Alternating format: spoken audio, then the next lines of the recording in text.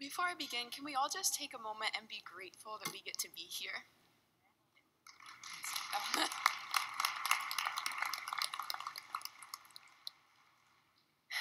It's so easy to look back at the past year and to just see the trials, because there were a lot of them.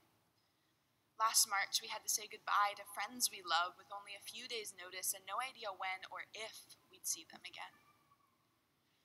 Opportunities got pushed back again and then canceled altogether. The COVID summer was lonely for so many people, and coming back, nothing has ever been quite the same.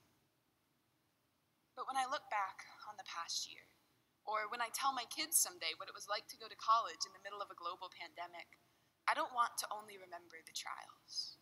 I want to remember the blessings too, because there were so many of them.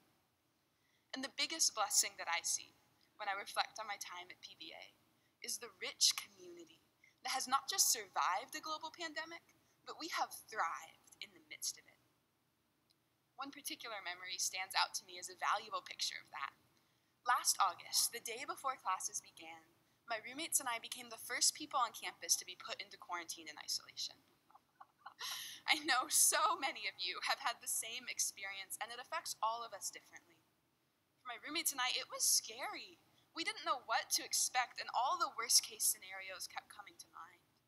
The timing couldn't have been more awful. We'd spent all summer dreaming of being back on campus with our friends, going to classes, and having a life again. And then the dream stalled before it ever began. We felt trapped, unclean, alone. But we weren't alone. And our community found new ways to express its care. Friends Zoomed with us, left gifts at our door, prayed for us. My friend's church sent a basket of gifts to her Lakeview isolation room, complete with handmade cards from the kids she'd volunteered with the previous year. The president herself Zoomed with us every day.